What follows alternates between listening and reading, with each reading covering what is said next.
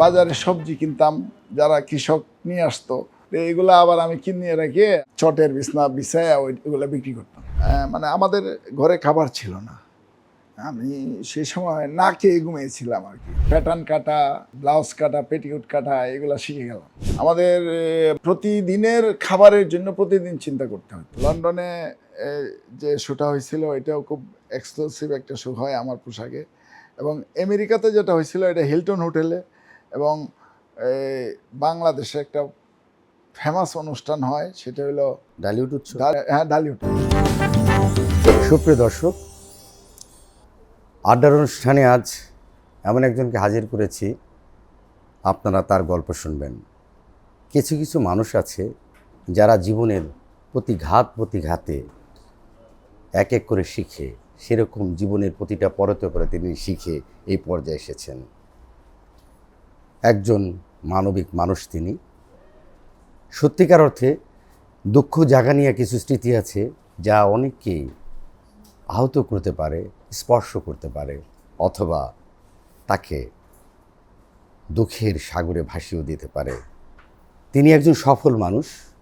তৃণমূল থেকে আজকে এই পর্যায়ে উঠে আসার পেছনে অনেক সংগ্রাম তার। সফল মানুষ তিনি আর কেউ নন, তিনি আমাদের মাঝের একজন অতি পরিচিত ব্যবসায়ী জগতের এবং এই সংস্কৃতি জগতে একজন পরিচিত মুখ, ফ্যাশন ডিজাইনার সানাউল হক বাবুল, সিআইপি। আসসালামু আলাইকুম। ওয়ালাইকুম আসসালাম। কেমন আছেন বাবুল ভাই? আলহামদুলিল্লাহ, আমি অনেক ভালো আছি। আজকে আপনি একজন সিআইপি, সফল একজন ব্যবসায়ী, সফল মানুষ। আপনার কাছে জানতে চাইব, এই যে সফলতার পিছনে আসলে কারণটা কি ছিল? আমার ভাবনা থেকে আমার মনে হয় ওইরকম কিছু, যে আপনি যদি কোনো চিন্তা করেন যে আমি এটা হতে চাই, বা আপনার যে অবস্থায় জরাজীর্ণ যে অবস্থায় থাকেন না কেন, আপনাকে ওই জায়গায় পৌঁছানোর জন্য যদি অনেস্টলি পরিশ্রম করেন, তাহলে আপনি একদিন ওখানে পৌঁছাবেন। আমরা তাহলে কি ধরে নিতে পারি যে শুধু কি পরিশ্রমের কারণেই আজকে সফল একজন সিআইপি বা সানাউল হক বাবুল? অবশ্যই পরিশ্রমের পাশাপাশি আরও কিছু বিষয় আছে যেগুলো আপনাকে সংযুক্ত করতে হবে। যেমন আপনাকে অবশ্যই বিনয়ী হতে হবে, আপনার একজন সৎ এবং নিষ্ঠা একজন লোক হতে হবে। পরিশ্রমের ফল তখনই পাবেন যখন এইগুলো আপনার ভিতরে থাকবে। প্রিয় দর্শক, আমরা একজন মানুষের গল্পের কেবল প্রস্তুতিতে গেলাম, শুনছি আর কি। আমরা ভেতরে ঢুকবো এখন। তার আগে বলে নেই, এই সেই সানাউল হক বাবুল ভাই, যিনি আর কি একজন সফল ব্যবসায়ী, এখন বর্তমানে এবি ফ্যাশন মেকারের স্বত্বাধিকারী এবং এবি ডিজিটেক্সের চেয়ারম্যান সহ আরও বেশ কয়েকটা প্রতিষ্ঠানের সাথে জড়িত, এমন সোশ্যাল ওয়েলফেয়ারের সাথে সে অনেক কিছু জড়িত। আমরা যদি ছোটোবেলার কথা জানতে চাই আপনার কাছে, ছেলেবেলার সেই বেড়ে ওঠাটা, আপনার শুরুটা, আপনার জীবনটা, এই যে স্বপ্নটা এখানে আসলো, এই ছোটোবেলার গল্পটা যদি একটু বলতেন আর কি, আমরা শুনতে চাই। বলতে গেলে অনেক সময় বলার চেষ্টা করি, কিন্তু আমি ইমোশন হয়ে যাই। অনেক স্বপ্ন ছিল, কিন্তু এখানে যে আসতে পারবো সেটা আসলে অলিক কল্পনা বলে না, ওইরকম বিষয় ছিল। আমরা যেহেতু গ্রামে, সেই প্রত্যন্ত অঞ্চল হরিগাতি গ্রাম বলে, তারাইল থানা, কিশোরগঞ্জ জেলা। যখন আমি ক্লাস 3-4 পড়ি, 74-এর বন্যার পরে আমাদের সংসারে অনটনের সৃষ্টি হয়। আমার আব্বা একজন মুক্তিযোদ্ধা ছিলেন, উনি শিক্ষক ছিলেন, প্রাইমারি স্কুল, হাই স্কুল এবং মাদ্রাসাও শিক্ষকতা করেছেন। এই শিক্ষকতায় এতগুলি ভাই বোন নিয়ে চলাটা আসলেই কষ্টকর ছিল, যার ফলে কতজন ভাই বোন? 8 জন ভাই বোন, আমরা 3 ভাই 5 বোন। এই ভাই বোনদেরকে বড় করার জন্য, লেখাপড়া করার জন্য ওনাদের তো চেষ্টার কোনো ত্রুটি ছিল না, কিন্তু ওনার এই লুট নেওয়ার ক্যাপাসিটি ছিল না। এখন এটা ফিল করি যে আসলে একজন মানুষ যখন সন্তানকে খাওয়ান দিতে না পারে, তখন অনেক কষ্ট পায়। হ্যাঁ, সেই জন্যে হয়তো উনি একটু অমনোযোগী হয়ে গেলেন, একটু ধ্যানী হয়ে গেলেন, গৃহত্যাগী হয়ে গেল। গৃহত্যাগের মতোই অনেকটা বলা যায়, গৃহত্যাগী। তখন তো আরও আমরা কষ্টে পড়ে যাই। তখন আমাদেরকে মামার বাড়িতে আশ্রয় নিতে হয়েছে। নিজের ভিটা আর মামার বাড়ি বলেন, ফুফুর বাড়ি বলেন, ওখানে কিন্তু আসলে অবহেলিত হয়।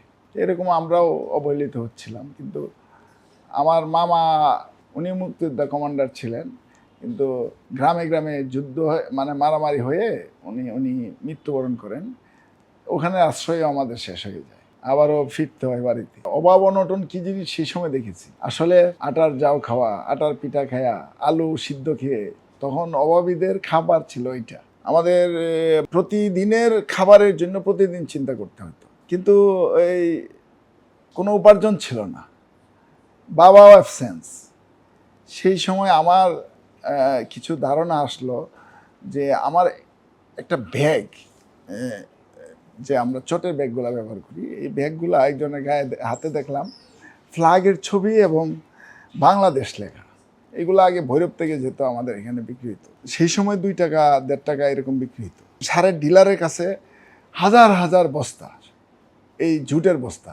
আমার মাথায় চিন্তা আসলো, ক্রিয়েটিভ চিন্তাটা আসলো যে আমি তো এই ব্যাগ তৈরি করতে পারি। তখন আমার কাছে তো টাকা নাই, কি করব? আম্মার কাছে যে বললাম যে আমাকে কয়টা টাকা দিতে পারেন, আমি এই করবো। তখন এইগুলা করা লাগবে না, আমি জোর করে এই 10 টাকা আনলাম, কয়েক হাজার বস্তা। আমি সবই নিব, সাহস করে বলছে। ওখানে আমি অল্প নিব, কয় না তুমি কত করে দিবা? আমি বললো যে তুমি 8 আনা করে দিবা। আমি 4 আনা করে দিব বস্তা, একটা সারের বস্তা আর কি। তো ওই বস্তাগুলো এনে আমি ওইগুলা নিজে খুলতাম, 3টা করে ব্যাগ হইতো। এই ব্যাগগুলা আবার যখন এমনি নিয়ে যেতাম, এমনি বিক্রিটা কম হইতো। তখন চিন্তা করলাম কিভাবে এটাকে ডিজাইন করা যায়। তখন বিভিন্ন ধরনের আমার নাম, ফ্ল্যাগ, বিভিন্ন পাখি, এই নানান কিছু নিজে নিজে পেইন্ট করা শুরু করলাম। আমার কাছে মনে হয়েছে যে এটা আমার একটা বিরাট, এই যে আমার যে ফ্যাশন জগতে আসার পিছনে ওই জায়গাটা আমার বিরাট কাজে দিছে। তখন আমি কিন্তু থেমে থাকি নাই। গ্রামের বাজারগুলোতে সবজি আসে, চাউল আসে, তেল আসে, অনেকে অনেক কিছু করে। আমি যে না, আমাকে করতে হবে, কিছু করতে হবে, আমি থেমে থাকবো না। আমি বাজারে সবজি কিনতাম, যারা কৃষক নিয়ে আসতো, এই ভোলে করে, আমাদের এনে খোলই করে, তো এইগুলো আবার আমি কিনে রেখে আবার আমি ওই চটের বিছনা বিছায় ওইগুলো বিক্রি করতাম। তো এইগুলা বিক্রি করাতে ডেলি 10 টাকা 20 টাকা প্রফিট হইতো। এগুলা দিয়ে মোটামুটি চলে যেত সংসার। এরপরে কিছু পুঁজিপাটা হওয়ার পরে ধানের ব্যবসা, এই গল্পটা বলতে হচ্ছে এই জন্য, আসলে ব্যবসায়ী হওয়ার পরে কিছু কিছু বাধাগ্রস্ত হয়, যেগুলি পুনরায় বিজনেস করার উৎসাহ হারায় ফেলে। ধানের ব্যবসা করতে গেলে আমার এক বন্ধুর সঙ্গে পার্টনারশিপ। এক সময় এক ব্যাপারী, আমাদের ধান তো ভালো ব্যবসা হচ্ছে, 1 মণ ধান বিক্রি করলে 4-5 টাকা লাভ হইতো। আমরা প্রতিদিন প্রচুর ধান কিনে বিক্রি করে দিতাম। এক সময় এই ব্যাপারী আমাদের যেহেতু অনেক দিন লেনদেন করলো, আমরা বিশ্বাস করলাম, পুরা পুঁজিটা আমাদের নিয়ে গেল, মানে ধান নিয়ে গেল ট্রাক বইরা, বলে পরে টাকা দিচ্ছে। পরে তো আর হয় না, পরে তো আর টাকা পাই না। কিন্তু এখানে একটা বিষয়, আমার খুব ভালো বন্ধু একজন, তার নাম বললি না, কিন্তু তাদের টাকাগুলো উদ্ধার হইলো, কিন্তু আমার টাকা উদ্ধার হয়নি। আবারও সেই ব্যবসার যে উত্থান পতন, এর মধ্যে পড়ে গেল। না, আপনার মানে খুব সংগ্রাম মুখর জীবন আমরা বুঝতে পেরেছি, কিন্তু আসলে বিশেষ কোনো কারণে তো আপনি গ্রাম ছেড়েছেন। গ্রামটা, এই গল্পটা কি আমরা শুনতে পারি? আমাদের এখানে প্রদর্শনী হইতো, মেলা, যাত্রাপালা হইতো, পুতুল নাচ হইতো, অনেক কিছু হইতো। আমি আবার খুব বন্ধুপ্রিয় ছিলাম। বন্ধুপ্রিয় থাকার দরুনে ওরা আমাকে টানলো, আমাকে নিয়ে গেল ওদের ফ্রেন্ড সার্কেলের ভিতরে। যাত্রা প্রদর্শনী যে হইতো, এখানে আবার লটারি, জুয়া এগুলাও হইতো। তো ওখান থেকে কিছু টাকা পাইতো, এটার ভাগ আমাকে আংশিক দিত। হ্যাঁ, তো এটাতে আমরা চলতে পারতাম ভালোই। তো এটা এক সময় পুলিশে এসে বাধাগ্রস্ত করলো। তখন এই আমাদের যে গ্রুপটা ছিল, ওরা পুলিশের সঙ্গে হাঙ্গামা করলো, পুলিশকে মারপিট করলো। মারপিট করে দেখলাম যে আমরা 12-13 জন ছিলাম, সবাই মোটামুটি আসামি হয়ে গেল, কিন্তু আমি আসামি হইলাম না, কিন্তু আরও ঘং দিয়ে রাখছে মামলাতে। পরে দেখলাম যে বাড়িতে থাকা সম্ভব না, আমাকে বের হতে হবে। এই চলে আসা ঢাকায় এসে আমার বড় বোন ছিল, ওনার হাজবেন্ড ছিলেন হলো পানি উন্নয়ন বোর্ডের ডাইরেক্টর, কিন্তু আপা কিছু কাজ করতে হলো, টেলারিং কাজ, উনি ব্লাউজ পেটিকোট তৈরি করতেন এবং মার্কেটে সাপ্লাই করতেন। ওনারা নিরুৎসাহিত করলো। আমি কই আমাকে এটা শিখতে হবে, তোমাকে হেল্প করি। আমি যখন আগ্রহ দেখাইলাম, তখন আমার বোনে কয় দেখি। তো আমি অল্প সময় তার সব কাজ আয়ত্তে নিয়ে নিছি। ওনার অর্ধেক কাজের বার্ডেন কমে গেল। তখন উনি আরও আগ্রহ প্রকাশ করলো, ওনার ক্যাপাসিটি বাড়াইলো। এটা আমার ইতিমধ্যে প্যাটার্ন কাটা, ব্লাউজ কাটা, পেটিকোট কাটা এগুলো শিখে গেলাম। আমার আরেক বন্ধু থাকতেন এই সিঙ্গাপুর, উনি আসলেন দেশে। আসার পরে উনি অফার করলো যে আমি পুঁজি বিনিয়োগ করি, ব্যবসা করো। তো মার্কেটটা তো আসলে জটিল ব্যাপার, মার্কেটিং দেওয়া যে জটিল ব্যাপার। মার্কেটে একবার যদি পয়সা আপনার হাত থেকে বেরিয়ে যায়, এখান থেকে বের করে আনাটা খুবই কঠিন। আসলে ব্যবসায়ীরা বারবার হোঁচট খায় একটা কারণ, সেটা হলো আপনার কালেকশন যদি ভালো না হয় তাহলে ওই ব্যবসা সাস্টেন করা ডিফিকাল্ট। আপনি যত ভালো প্রোডাক্টই করেন না কেন, আপনার প্রোডাক্ট সেল হয়ে যাবে সবই, কিন্তু আপনার যখন পয়সা আসবে না তখন এটা স্টপ হয়ে যাবে ব্যবসাটা। আপনার কষ্টের জীবনের যে গল্প সেটা তো আমরা একের পর এক শুনতেই থাকব, কিন্তু এই যে আজকে সানাউল হক বাবুল হওয়ার নেপথ্যের আপনার যে ব্যবসা সেটা হলো এভিয়েশন মেকার, এটা দিয়েই আমি মনে করি যারা উত্থান। কিন্তু এই যে এভিয়েশন মেকার করার যে গল্পটা, কোন অনুপ্রেরণা থেকে আপনি এটা শুরু করলেন? আসলে আমি বলবো যে আমার বড় বোন থেকেই আমার এটার অনুপ্রেরণা।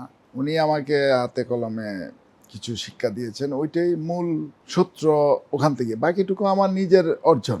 ফ্যাশন ডিজাইনার একটা চর্চা, গান গাওয়া যেমন মানুষ চর্চা করতে করতে অনেক বড় শিল্পী হয়, সেম ফ্যাশন ডিজাইনিংটাও এরকমই। আপনি রং নিয়ে খেলবেন, কাপড় সুতা নিয়ে খেলবেন, তখনই আপনার এটার ভিতরে অনেক কিছু ক্রিয়েট হবে। ওইটার থেকেই আপনার ফ্যাশন ডিজাইনিংয়ের উৎপত্তি হবে আমি মনে করি। ভালো চর্চা না করে, রঙের সম্বন্ধে ধারণা না থাকে, কালার হারমোনি না বোঝে, তাহলে একজন ফ্যাশন ডিজাইনার হওয়া কোনো দিনই সম্ভব না। আমি প্রথম কম্পিটিশান করি 99-এ। অন্য দিনের একটা কম্পিটিশান ছিল, পাক্ষিক অন্যদিন অন্য মাজার দিন, গণ। হ্যাঁ। তো ওই সময় আমি 3টা ড্রেস নিয়ে কম্পিটিশানে যাই এবং 3টা ড্রেস আমার এই প্রথম স্থান অধিকার করে 99-এ। ওই সময় থেকে কিন্তু আমার টার্নিং পয়েন্ট, কারণ আমার এত বেশি আত্মবিশ্বাস বেড়ে গেল যে আমি কিছু করলে ভালো কিছু হবে। এবং আমি কেঁদে ফেলছিলাম, মনে আছে পরিষ্কার, যে বিবি আপার কাছ থেকে, বিবি রাসেলের কাছ থেকে আমি পুরস্কার নেই। ওই সময় প্রফেসর আবু সাইদ স্যার ছিলেন, উনি বোধহয় সংস্কৃতি মন্ত্রী ছিলেন, উনি বোধহয় মারা গেছেন। তখন এই প্রথম ক্যামেরার সামনে আমি কান্না রাখতে পারি না, আমি কান্না করতেছি, ও জোরে কান্না করতেছি। এটাও টিভিতে প্রচার হয়েছিল সেই সময়। এরপরে প্রচুর পুরস্কার পেয়েছি, কিন্তু এই অনুভূতি আর কোনোদিন হয় নাই। আমি প্যারিসে একটা পুরস্কার পেয়েছি, ফ্যাশন রিলেটেডের কম্পিটিশনই ছিল এটা, ওখান থেকে পুরস্কার পেয়েছি। মাদ্রিদ ইউনিভার্সিটির চ্যান্সেলরে আমাকে অ্যাওয়ার্ড দিয়েছিল, তেও কিন্তু এইরকম ফিলিংস আমি হয় না আমার। আসলে প্রথম পুরস্কারটা এরকমই হয়। আপনার ফ্যাশন ডিজাইনিংয়ের অনেক ড্রেস, বাংলাদেশের এমন কোনো সেলিব্রিটি নেই কোরিওগ্রাফিতে আপনি ড্রেস পরে অংশ নিয়েছে অথবা আপনার ড্রেস পরেছে, তারা সেশন করেছে। এইরকম যদি আপনি দু একজন সেলিব্রিটির নাম বলতে বলে, কাদের কথা বলবেন আপনি? আমি প্রথমে বলবো পূর্ণিমার কথা। পূর্ণিমা আমার যে সবচেয়ে বেশি সেলার একটা ড্রেস, মানে সবচেয়ে বেশি সেল হয়েছে এই ড্রেসটা একটা সিনেমাতে উনি আকাশ ছোঁয়া ভালোবাসা। পরেছেন এবং খুব কালারফুল ছিল ড্রেসটা। এরকম মৌসুমী, শাবনূর এবং অপু বিশ্বাস, মোটামুটি সেলিব্রিটি যারা আছে সবাই আমার পোশাক পরেছেন। সেই সুবাদে হয়তো আমার আর একটি প্রতিষ্ঠানের সঙ্গে অনেক দিন কাজ করার সুযোগ হয়েছিল, সেটা হলো বাংলাদেশের অনেক বড় ম্যাগাজিন অনুষ্ঠান ইত্যাদি। লং টাইম আমি ওনাদের সঙ্গে কাজ করেছি ফ্যাশন ডিজাইনার হিসাবে। মানে মোট কথা ইত্যাদির যত ব্যয়বহুল অনুষ্ঠানের পোশাক সবই আপনি ছাপলাই দিতেন। জি। এই যে আপনি এখন একজন নামকরা মানুষ, পৃথিবীর কোন কোন দেশে আপনি ঘুরেছেন? আসলে ঘোরাটা আমার একটা নেশা।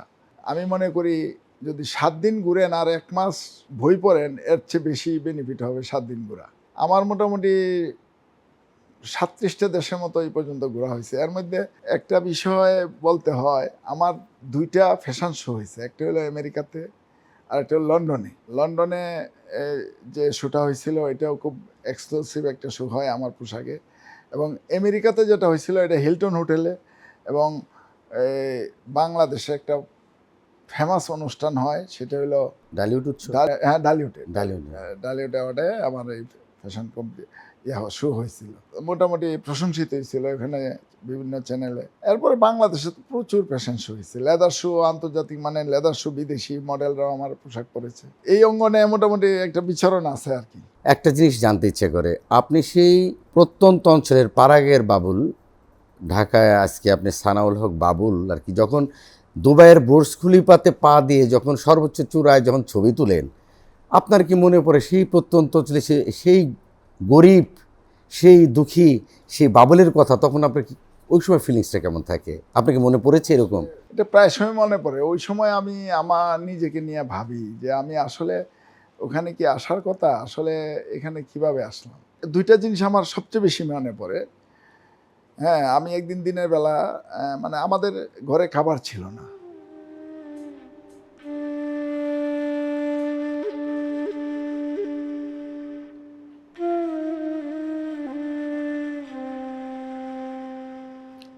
সরি।